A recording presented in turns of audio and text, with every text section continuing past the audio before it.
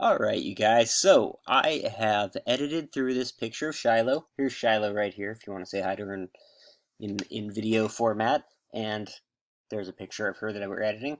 Shiloh is my 3-year-old boxer. She accompanies me on all of my adventures. And I love her, and she sleeps at my feet when I'm editing these videos. So, I'll put her down, and we'll dive into finishing up our global edits in Lightroom. So if you see this picture right here, I've gone through all of the basic edits, the tone curve, the HSL, split toning, detail. I just finished up, and I'm moving on to lens correction. So lens correction is a useful tool. Every lens that you buy, regardless of how expensive it was, where you got it, how old it is, any of that stuff, it's going to have imperfections in it.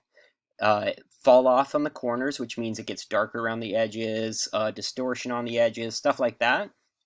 And so by using lens correction, you can kind of correct all of that information really quick. So in lens correction, I'm just going to close the detail tab and go to lens correction.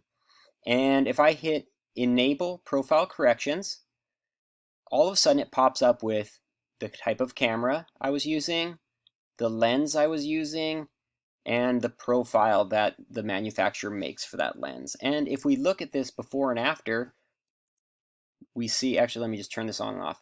Before and after, we see that the lens, it's actually, my lens has a lot of fall off at the edge. So this is actually this is like $1,000 55mm lens, and it has imperfections that it fixes in lens correction. So I think that that's an important thing to do. Down here you have distortion and vignetting. I wouldn't necessarily mess with this stuff down here. There's better ways to do it down in effects. So I kind of don't know why Lightroom has it here, but it does. So I always do this. I also have a point and shoot camera that I make pictures with often. Let me try to find a photo that I made with my point and shoot right here. And I think that because it has a lens that's built into it, if I enable profile corrections, it doesn't understand the make. And so most DSLRs and mirrorless cameras will have a profile built into Lightroom, but every now and then you're going to find this is my point and shoot camera right here. It's a Sony, pretty new camera, but the corrections just don't exist in here. So I don't use it for that, but I do for my other cameras. So let me go back to my picture of Shiloh, and I always enable the profile corrections because once again, look what it does to the edges. Look how much fall off I have where the light falls off on the edge of my lens. So that's a really important little edit that you can do. The other thing is remove chromatic aberrations. So chromatic aberrations are the bane of a lot of photographers' existence, especially digitally. And this is literally the absolute only place that you can get rid of these things. I'm going to show you a really quick example of what a chromatic aberration is. So I have a little preview here. This is a chromatic aberration. It happens a lot when you have really dark shadows that are backed by really bright highlights. And so you often get them in tree branches. So you see this weird like green purple color fringing that we're getting around the edge of this. It is an imperfection in digital lenses, and it happens a lot with zoom lenses. So that's a lens that has multiple focal lengths. Most of you probably are using a zoom lens, and it happens the most in the corners. But like I said, I have really expensive lenses. It happens there too.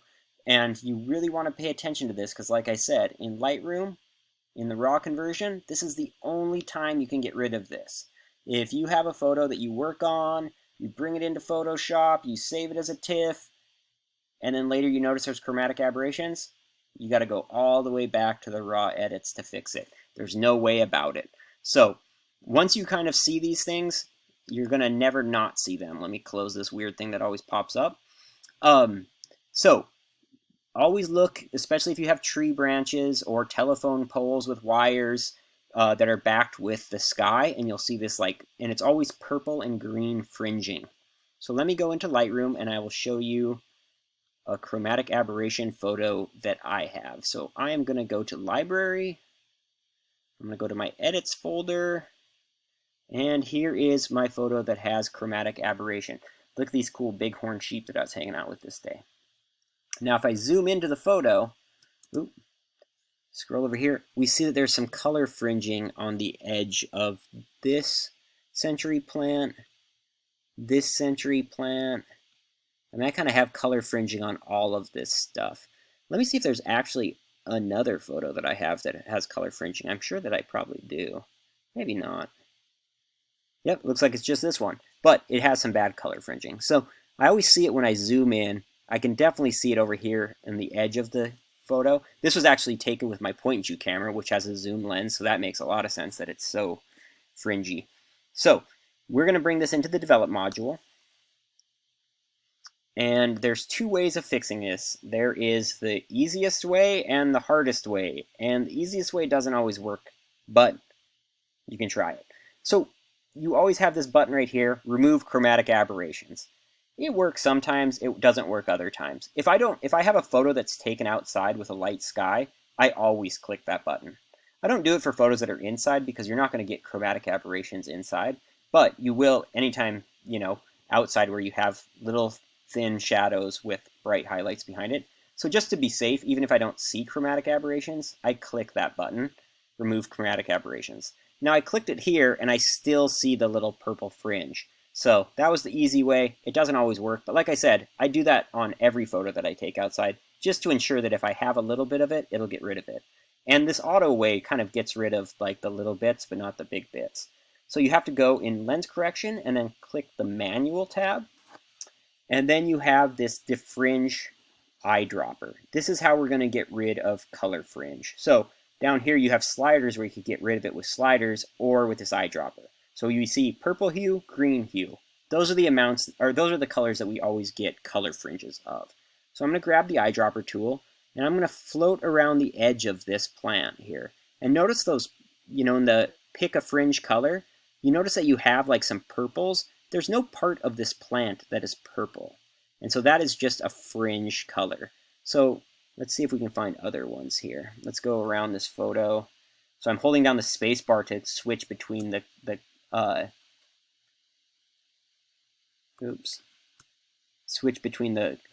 color picker and the tool. So right there's a nice purple that we have. And like I said, there's no part of this plant that is purple. So I'm just going to click right there. And it's going to take a second, and it'll get rid of a little bit of the fringe there. Okay. I now see that it's now not purple. Now it's like a more tannish. Now that doesn't mean that you're completely done with color fringing here. I'm still going to cruise around. And I know that you guys are watching these videos. Like this and detail is probably hard to see on YouTube videos, but so right there, I try to click and it says, cannot set the purple because it's not picking up a fringe. Where that first one, it did pick it up. There, it picked it up again, and I just saw it shift. It's not seeing it anymore. That's looking good to me. It's now like, right, we have this like bluish white that goes to blue and then into the greens, which seems right for a plant and the sky. Let's go over here and see if we got any color fringing over here. So you just want to click around until you no longer have any of that color fringe. And it'll tell you if it's getting rid of it or not. So right now, it's getting rid of color fringe. If there's nothing to be picked up, it will come up with that error message that says nothing to pick up. So I click around on that quite a bit. Let's see if we can see a before and after. You might not be able to see it in the YouTube video, but I'll lie to you guys and tell you that I see it a ton. Okay, so I'm going to go before and after here. Oop, let's put this tool back. Oh, that's the other thing about this tool. You always have to put it back by clicking it there. Kind of weird. Before, after. So I actually do see the purple. So the before, I see purple right along the edge of this century stalk. And right there, it's gone. Let's see if I can see any color fringing in this photo. Actually, let's go back out to my library and just see if there's any other photos that might have some color fringe in it. And like I said, this is really important to get rid of it at this stage, because if not, you are going to drive yourself nuts trying to get rid of it. Let's actually see this photo. I don't think this has any color fringe. Okay, well I won't hunt around for more, but you could do that in the lens correction. Any photo that I take outside, so like this photo, I'm not seeing any chromatic aberration in it, but just to be safe, I would hit the remove chromatic aberration button from it. So, but if you do specifically see chromatic aberration, you're going to have to go into manual and adjust it using the eyedropper tool. I hope that that's helpful for you guys, and congratulations. You have made it through all of the really important global edits in Lightroom.